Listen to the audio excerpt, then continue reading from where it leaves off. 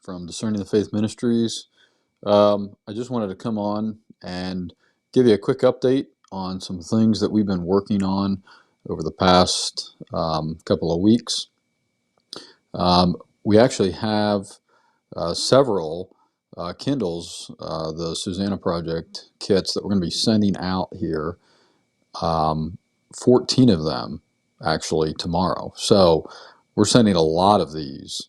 They're going to go out tomorrow, and they are headed to Sierra Leone, so they'll be getting on an airplane. A couple of pastors that are going to be traveling over there to give these, to deliver them, but also to be training pastors over there in Sierra Leone. So I wanted to give you an update on that and let you know that this is obviously wonderful news. It's a new country for us, and it is to date the most amount of Kindles we've sent in a single time.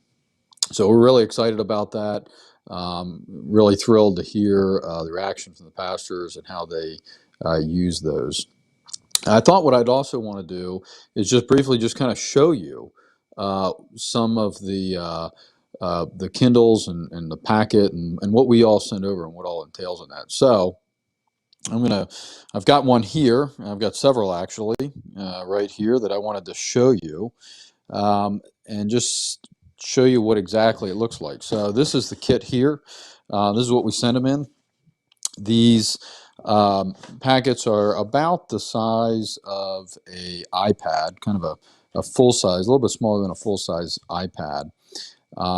And they are water resistant, not completely waterproof, but they're at least water resistant. And they have a lot of pockets and things like that in that. So this is what they look like. This is what the Susannah Project kits look like.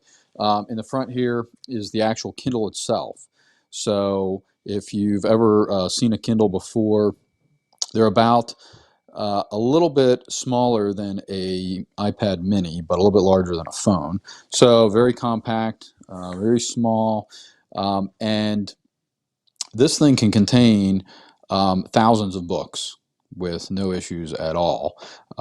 There's only a couple hundred books on these particular ones that are going out, but we put them in these cases that can fold, and they can get propped up in different ways so that pastors or that are using these can have them set up as they are studying, as they are reading.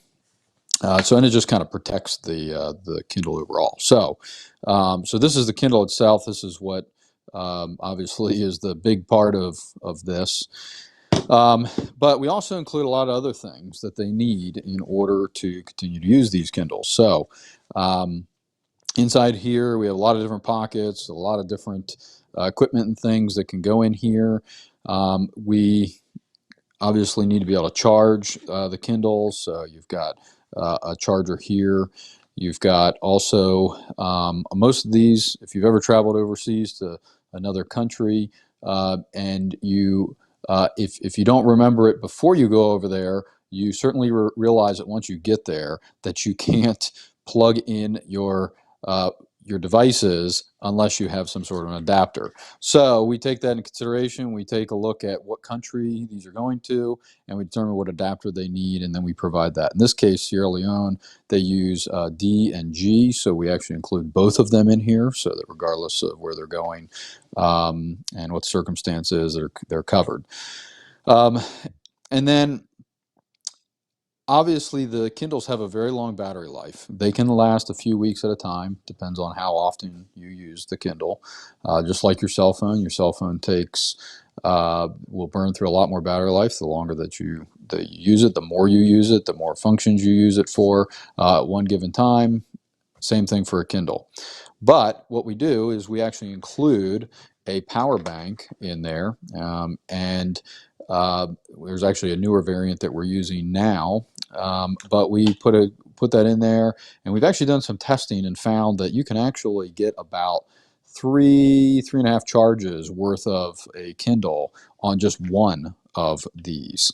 And so if you figure 2 to 3 weeks for a Kindle plus that, you're talking about at least 2 months, if not longer, before you actually have to recharge the Kindle itself. So guys that are out in the middle of nowhere, maybe they don't have access to electricity on an ongoing basis.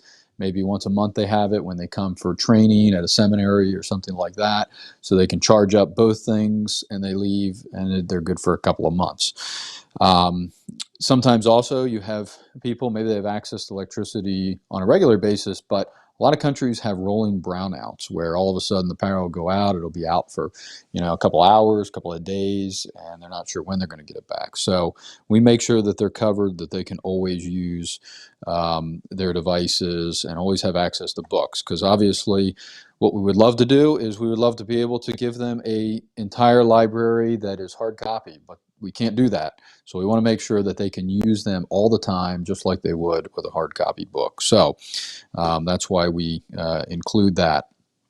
Now, some guys, if they are out literally in the middle of nowhere and have no access to electricity, we also have other options for them. So right here, I actually have a solar panel charging kit. And this, I've never seen one of these. These are pretty neat.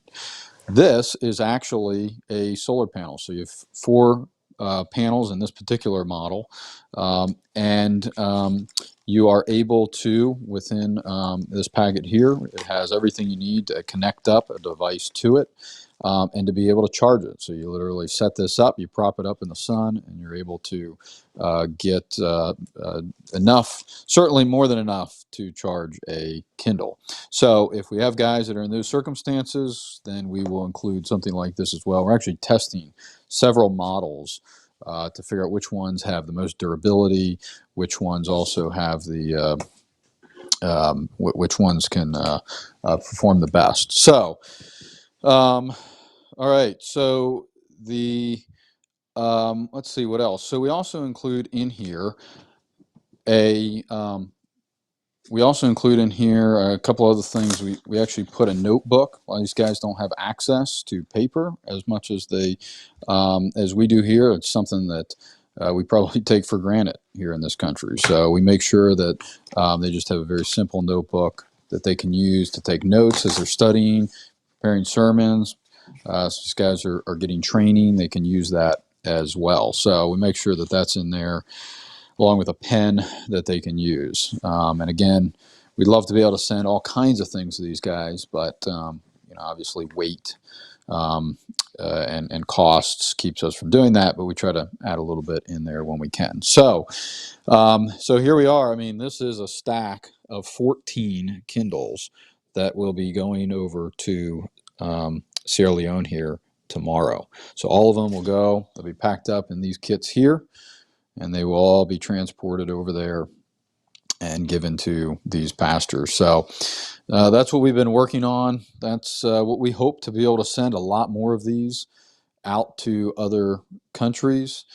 And we're really thankful that we can do this many at this point. So I'd like to just thank you who are our supporters, those who have been very faithful in helping to support us, supporting our ministry, what we're trying to do, supporting these pastors who don't have access to resources the way that you and I do. You and I can get on online. We could go on right now. You could order as many books as you wanted, and they would arrive in some cases tomorrow morning if you wanted them to.